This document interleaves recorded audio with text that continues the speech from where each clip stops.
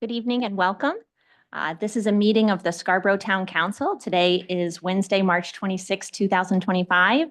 And this evening, we will be hearing our budget presentation from our town manager, Mr. Tom Hall, as well as the superintendent of Scarborough Public Schools, Dr. Diane Netto, to present our FY26 budget. With that, I will turn it over.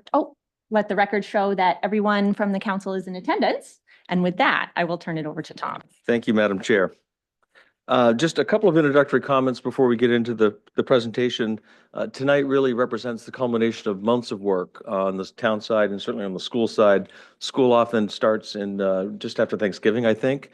We're a little later, but nonetheless, it's months of work, and dozens and dozens of people on both sides certainly contribute heavily to this effort. Just a bit of civics and history lesson for us all.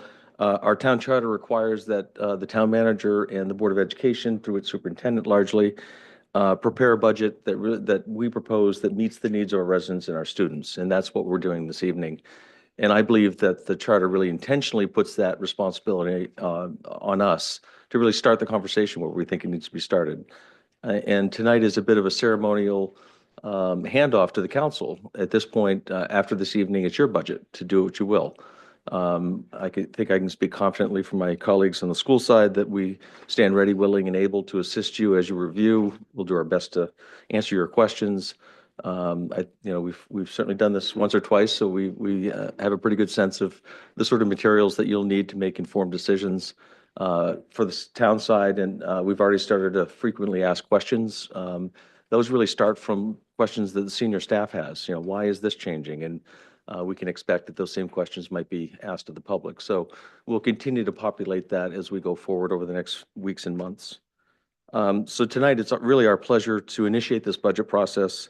Diane and I will share the responsibilities to give you kind of very high-level overview of the budget for proposal for this year. I do want to take one more moment just to orient you to the documents. The budget document is here with you this evening. We did make extra effort this year. Hopefully, you'll find it beneficial and informative. We've added some extra detail to provide the reader a better sense of, at the department level, what they do, what they've done, what we intend to do, a little organizational chart, and then some expanded exhibits. And one thing that I've heard loud and clear that the council really wants to understand what's not in this budget. And I think we've gone to great lengths to really expose that, to shine a light on that. And we hope that the Finance Committee and the full council will have some time and give some attention to those other items as well. An additional new piece we did this year is a budget in brief. It's intentionally very, very high level. It's intended to give really the reader a sense of Scarborough first and foremost, and then gets into some of the particulars of this proposal. But this is intended to be a bit of a collateral piece that we can take with us on our roundtable roadshows, if you will. We'll certainly have them readily available here at Town Hall. We hope this will just help gain access for residents and certainly elected officials alike. So with that, let's, with your indulgence, we'll jump right into the presentation. So I'd rather just kind of rip the Band-Aid right off. So let's go right to the big picture overview at a glance for the budget. Just in big pictures, there's, a couple of major parts. The town municipal part is actually going down on a net basis, and we'll get into that in some further detail as we go forward. That really has everything to do with the use of TIF funds and how that's becoming very beneficial and financial positive for the town. On the education side, the net increase is 6.85%. The county is up about 10%. As you see, TIFs are up over 11%, and the bottom line net budget increase is 5.27%. We'll get into some historical context, but I can assure you that's very, very much in line with kind of where we typically start. In fact, I think it's a bit better than our typical starting point, which gives me great confidence that through your process, we will ultimately get to a very acceptable range. I would note, interestingly, the town council did not provide any clear directive on budget this year. I believe that must be the first time in my tenure here in Scarborough where there was no guidance. Having said that, we've done this long enough and appreciate that there are all sorts of needs, and we think we're starting this conversation in the right spot. Next. This budget, and again, I think I can speak on behalf of my school colleagues. There's a bunch of context and a lot of considerations that we have living in this community and working every day in it. And it's worth noting that these things are kind of front of mind for us as we have taken a painstaking process over the last several months. First and foremost, we should celebrate the fact that I think we're in the strongest financial position we've been in a long, long time. And that is really critical as this community will consider major capital investments in the next several years. I think we're very well positioned in that regard. Having said that, we're also extremely mindful. Last year was a very traumatic year for many of our residential taxpayers with the impact of the revaluation, though I think it was done incredibly fairly and with great clarity. There's no getting around the fact there was great impact at the same time. And so we're mindful that that is still in people's memory, and we want to respect that. At the same time, we also have a professional responsibility to make sure that we're providing dependable and high-value essential services, both on the town side and the school side. We've tried to make very careful and thoughtful new investments. As I said, a number of them are included in this budget proposal. A number of them aren't. And again, we hope there'll be some time and opportunity for some conversation around those things.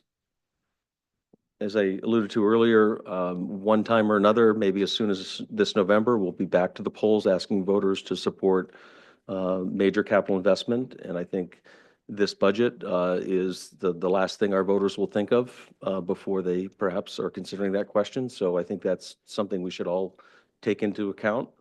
This is about preparing ourselves and positioning ourselves for our best opportunity for success. And then at the same time, what's kind of landed in our laps over the last couple of months is just some uncertainty at the federal level. I've briefed the council with respect to some of the exposures we see on the town side. I know the school has done the same.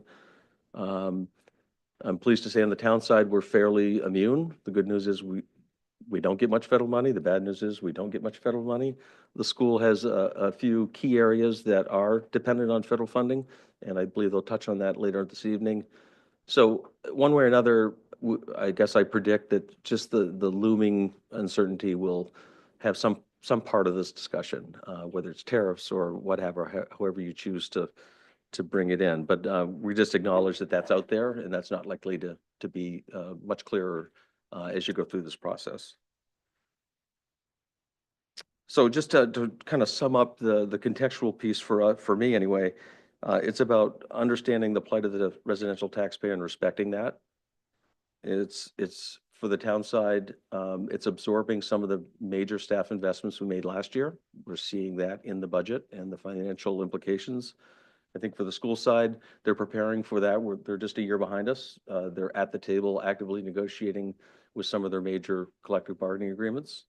And I believe they have resources in this budget proposal to settle those. And so those are just big pieces that we need to be mindful of and provide for. And the other thing I'll just say for the town side, and this is a bit of a report of how the investments have panned out. You may recall the mantra, or what we really talked about, and I'm sure it's the same on the school side, is this is about retention and recruitment from a staff perspective, and we are in the people business, let's face it. I can say confidently from the town side, we've been extremely successful. Retention has really never been a great concern, but I think what we did through our investments have really proven the fact to our staff that they're valued, and we don't give them any reason to look elsewhere. And really on the recruitment side, we are seeing recruitments back to what they used to be. And dare I say, we are approaching full employment in some departments that have never been even close. And so I think for us, it's a matter of getting some experience, what it means to be back to full employment before we start making further investments. So when I say there's investment opportunities kind of on the outside looking in, I say that with a level of confidence because I think we've made some great gains and we owe it to ourselves to kind of see how that settles out. By the same token, I think there's some extremely strong rationale to continue that path forward. Next, please. For municipal budget objectives, there's really two major objectives. It's about prioritizing the delivery of programs and services. And we've had the occasion over the last 5 years to gauge community interest and appetite in the type and level of services we provide, and we rank quite high. And so we're very mindful of that. As I said earlier, we've acknowledged that we need to absorb and provide for the fiscal impacts of those investments we've made. We're in now year 2, and that will be an ongoing expense. Clearly, we need to maintain our existing facilities and replace our existing equipment. I think this community has a very strong culture of investing in both, building quality facilities, taking care of them. Our fleets are some of the best, and I think that's something we be proud of, and it really does take discipline through the annual budget process to stay on track. The other major objective is really listening to the needs of our community. We've heard countless times through various studies and plans and community surveys, investing in traffic and transportation improvements and related projects, very specifically in the areas of sidewalk infrastructure. This proposal also includes a trail and sidewalk master plan. This is a kind of a natural evolution, something very clearly that came out of the transportation plan. And we're also very mindful of the results for Parks and Facilities Master Plan that's a couple of years old, but really provided extremely good roadmap for how to continually invest in our current facilities and expand them as well. So again, you see the theme here. We're trying to build on the investments we've made in plans and studies to help us inform where our residents, where we should be investing. So with that, I will turn it over to my colleague for some comments on the school. Thank you, Tom. Good evening, everyone, and I appreciate the opportunity to be able to speak on behalf of the school district this evening. So as Tom talked about, I think a lot of the themes resonate on both sides of the house here. And I think you'll come to learn that in the next few minutes as I talk about the school budget priorities and the work that we are doing at our schools. So first off, the slide that you see here represents the goals that we had set as a team for our work for this year. And I really want to point out how closely our budget priorities align with our district goals. So two main priorities for us as we approached this particular budget process. The first is to retain our existing staffing and programming levels so that we can continue to meet the growing needs of students and maintain the high quality services and programming that our community has come to expect. Those are really critical. We have made a lot of investments as a community in the past few years in our schools, and we certainly don't want to put those things at risk. The second priority, also not a surprise, you hear us continuing to talk about this and hopefully receive very regular communications about the progress being made to ensure that our facility needs are being planned for and met. These two things are just the most critical for us because as we approached this particular budget cycle, we really spoke as a leadership council about our recognition, first off, of the investments that the community has made in the schools over the past few years. And that has been both in staffing, that has helped us towards the goals that you see here, but also in new programming for students. And so this is a year for us to really capitalize on those prior investments. We've been so fortunate to be able to make some really great strides in interventions and supports for students so that we're closing that gap between those students who are at grade level and those students who aren't quite there. And I think we're at a place where we're kind of finding that magic, and instead of different professionals working in silos trying to meet student needs, we're really at the school level intermingling all of those experts and looking at the whole student in planning ahead. So that really is our goal for this year is, every year doesn't have to be a year where it's like, what else do we need? Sometimes it's okay to say, here's where we are. We have some really solid investments, and we want to refine those before we come back to the well and just add more into the mix. We're making some really good progress there. Next slide. There are some pretty clear budget drivers for us in this particular budget process. Tom spoke about personnel costs. And on the school side of the house, that is an even greater percentage. So just over 81% of this year's budget is personnel expenditures. We're a people business. It takes really highly qualified staff to be able to achieve the results that we're able to achieve in Scarborough. In the last budget year, we negotiated some really necessary changes in collective bargaining agreements, especially with hourly staff. That was with support staff, with bus drivers, with custodians and food service folks. This year, we're negotiating our largest collective bargaining agreement with our professional staff. We're also going to be negotiating with school administrators and with maintenance. And so, collectively, those represent probably the biggest increase in our budget. And, again, making the commitment to honoring a wage that is competitive is super important in our ability to attract and retain staff. And that is especially true as we think about our hourly staff. And, just to give you a small example, I'll use our custodial staff as an example. This summer, I believe we had 7 open positions in our school's custodian department. And as you can imagine, 7 people short is no small problem to try to solve.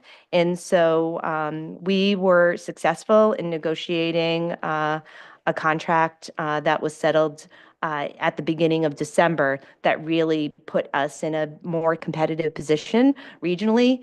And today we have 1 opening left. And actually, there was someone being interviewed for that position just this afternoon up in the office. So, I think that says a lot that when we can be competitive, we can attract employees. So that really is our biggest driver. Anthem is a giant question mark, right? I think everybody is well aware of, the great ebbs and flows that can come with the cost of premiums. And we are currently budgeting for an 8% increase. And again, as you'll see on the slide, each 1% difference represents $75,000. So we are certainly hopeful that we can decrease a few percentage points from this ask. But at the same time, I think we are a little bit leery that we may not have planned enough. Last year, we were really fortunate that we came out of the budget process really unscathed, and were able to recoup savings before second reading with Anthem, but we're not so confident that that will be the case this year. The third budget driver is really with paid family medical leave, and you might be shaking your head or saying, wasn't this a thing last year? And what I will say to that is we had several groups that, because we had not negotiated a new collective bargaining agreement, we were not subject to payment for those folks. And so, what you see here reflected in the increase for this coming year really brings us full circle with all of our employees and needing to pay that. And that really is that 0.5 percentage point for employer and 0.5 percentage point for employees. And then again, another theme that you've heard, I think, us talk about over the past few years is with the growing number of students receiving special services.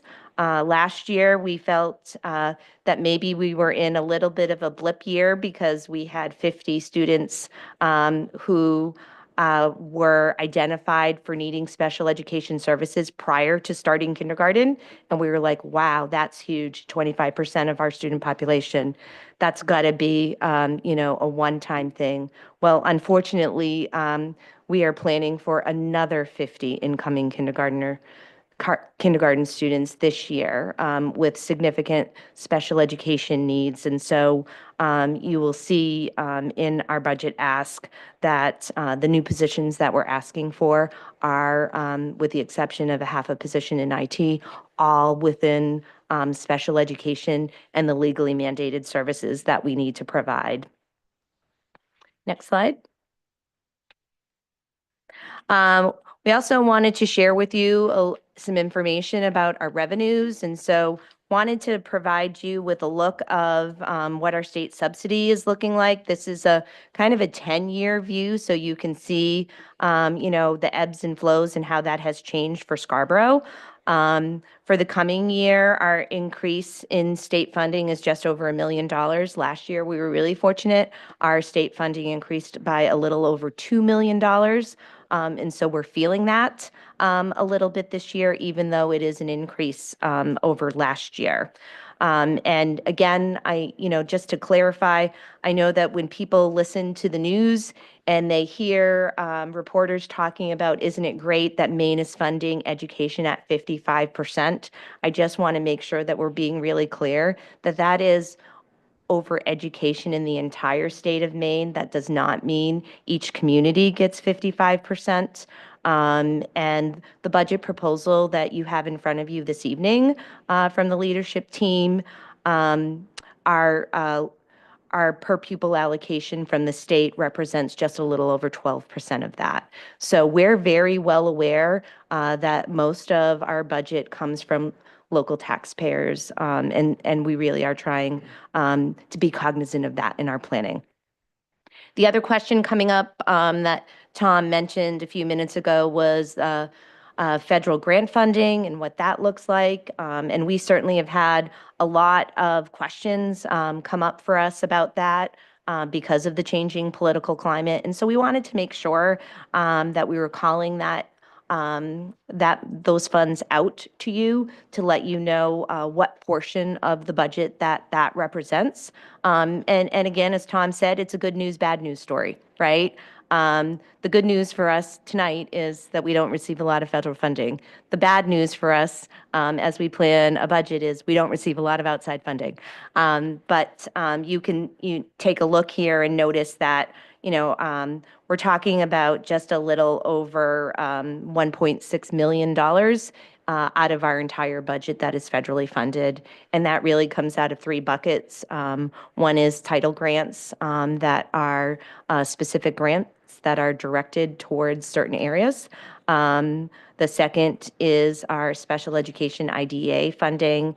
And the last is school nutrition. So just wanting to make sure that we make you aware of that. Also want to note that I know that there are a lot of concerns politically, but we are very well aware that our Constitution says that it is only the Congress that has the ability to amend fiscal allocations. And so we put our faith in the government to hopefully assist us in moving that view forward. Next slide. So overview of our budget. We are reducing funding in a couple of key areas for the coming year. We are achieving some savings because of personnel turnover and some reallocation of positions every year.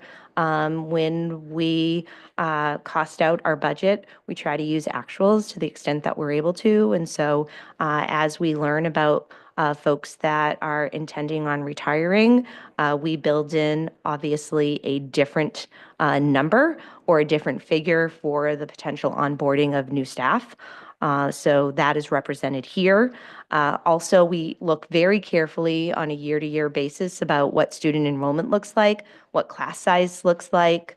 And again, that is a changing number on a year-to-year basis. And in the upcoming year, we will be able to reduce 2 classroom positions and still stay within our expected ratios for class size. And so, that is an opportunity, and that is something that we're able to take advantage of without eliminating a human position. We're able to achieve that through attrition. So, it's certainly fiscally responsible for us to do that when that applies. We also have really sharpened our pencils. Part of our review of the budget process is sitting down with every department leader, every school leader to take a look and do a line-by-line item review. And so you can see that we've achieved some savings through that. And then although we were hoping to achieve the savings that you see listed on the slide for our pre-K program pilot, you may be aware that we had we were awarded a 2-year grant to start a pre-K classroom at Shooting Stars. And just as soon as we ended our budget workshops with our school board last week, I received an email late Wednesday letting us know that our grant allocation would be closing on December 30th instead of on June 30th of 2026, which creates a problem for us because we were operating under the assumption with the information that we were given that it was a full 2-year grant. So we're going back to the well and trying to figure that out. We certainly would not like to see that program disappear. And I think you'll notice some changes between our first and second reading about that because it is an item in motion. Next slide. In terms of adding funding, the areas that we're looking to add funding, again, one of our major cost drivers, special education. So we have 9.5 positions that are mandated to meet the needs of incoming special education students. So again, depending on the level of disability and the level of support that a student needs, we need to be able to provide extra direct adult support. And so our special services department and our principals expend a lot of time and energy in this time of year, meeting with CDS and meeting with families and looking at what student needs are and how those transfer over to public school at kindergarten. And again, we find ourselves in a position with some kids who are really going to need our support, and that's our role. The other piece in the school budget is an IT position, an application specialist position that would be shared between the town and the school department. Again, I think every time I think about our IT department, especially, I just think we are so lean in the programs that we have here in Scarborough and what we're able to provide. And at some point, we have to, especially as we think about cybersecurity and all of the things happening with technology, we need to make sure that we're expending dollars in making sure that our data is secure and that we have follow-up as needed. Next slide. And so if you take a look at this slide, this is an overview of the education budget in total. So you can see what the general fund operating budget is, our adult education budget, our school nutrition budget, and what our total education budget and tax request is, which you saw in Tom's first slide in terms of how everything is baked into the formula. So, again, I just want to acknowledge the value of the support that we receive. And again, that we're thinking really carefully about what our needs are. But we're really excited that we're seeing our students making some significant progress on the investments that you have provided for in the past. Thank you, Diane. Just a couple more slides, if you'll bear with me. With respect to the capital budget, contained in your budget book is a 5-year capital budget. Obviously, next year, FY26, is fully kind of built out, if you will. It provides much more detail, including narrative descriptions of each of the requests. Essentially, I would categorize kind of the capital investments in 3 different areas. First being kind of maintaining level services. Those are the sorts of things, replacing vehicles and equipment, paving our roads, the things that you would expect, frankly. Secondarily, we have what I would characterize as service improvements. This is kind of expanding in more kind of road work and drainage improvements. And the smaller category is kind of future planning and design. This council and past councils have invested pretty seriously over the last 5 years in terms of additional plans and designs. We'd like to continue that work, but we also would like to start to implement some of the work that flows from those plans and studies. I will say that we're also mindful, and we've made a further transition to out of funding things out of the capital budget into the operating, particularly in the police department. We've shifted some of the annual purchases of vehicles into the operating budget, and that's something that has been a longstanding goal of ours, and we're trying to do it slowly over time, and I think we're getting better every year. Next, please. I do want to touch on TIF revenues. I mentioned it at the outset. This budget includes the use of about $5 million in TIF revenues. This chart here just shows you the overall value of TIF revenues, and it's grown fairly considerably over the last 3 years. From about $2 million 3 years ago to $5 million now. The downtown TIF is certainly the area that has seen the most new growth and expansion, and therefore value and therefore revenue. But we did have some internal things that happened to our benefit. In the chart up there, the lighter blue represents the amount of money from the Higas Parkway TIF we've been using to pay ourselves back from a deficit that was created over decades, frankly. This year, we've satisfied that, and so all of those monies are now available for other uses. And so that's really one of the key differences and opportunities, I would say, in this budget. This is both this growth in TIF revenues is both an opportunity, clearly, but it will also be a challenge. We work very hard to find qualified uses, and I think that will get even harder as those TIF revenues grow. Next slide, please. Just a little further detail on that. I mentioned in total it's about $5 million. You'll see here we're proposing to use it in kind of three different areas. One is to offset debt service, is just over $1 million. That's a portion of the public safety building debt and the various Gorham Road improvement projects. The second one is about $3 million to offset operating expenses. That's everything from staff to the stormwater work and street sweeping. Again, all qualified things. And then about $900,000 to offset capital investments. And that's all clearly delineated in the book. So very pleased that we're able to have this discussion. These are good problems to have. Next, please. Very quickly, items in motion. We don't have many on the town side. I alluded to at the beginning, I think, one of the things would be if you choose to advance some of the other new investments. That's something that we hope will transpire over the next several weeks and months in discussion. If you don't mind, I'll just touch on the school side. I think Diane mentioned all of them. Health insurance is a number that they'll get at some point before second reading. We'll update you accordingly. Same is true with workers' comp, property and casualty, all the insurances. Special education costs. I think I heard Kate mention since she put this budget to bed about a week ago, they had 2 new students present, 4 new students, I beg your pardon. So things do change literally by the day. And lastly, Diane just mentioned this newest question about the grant for pre-K. So these are things that we'll monitor and report as we go forward. So bring it all home. The bottom line of the budget it represents a 5.27% increase on the net side.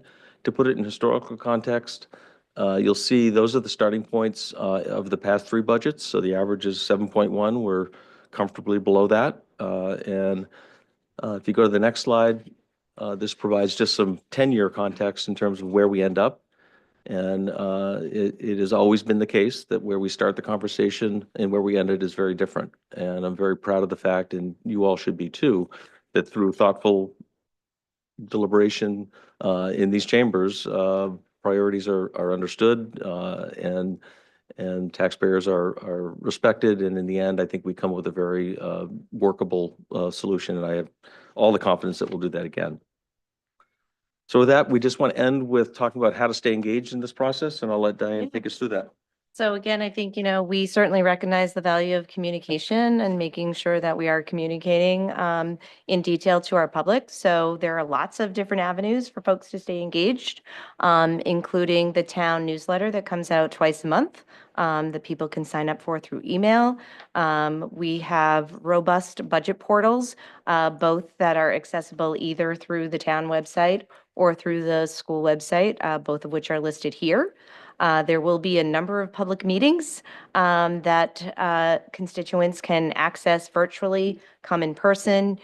People can access the links, watch the videos after. So again, no shortage of information.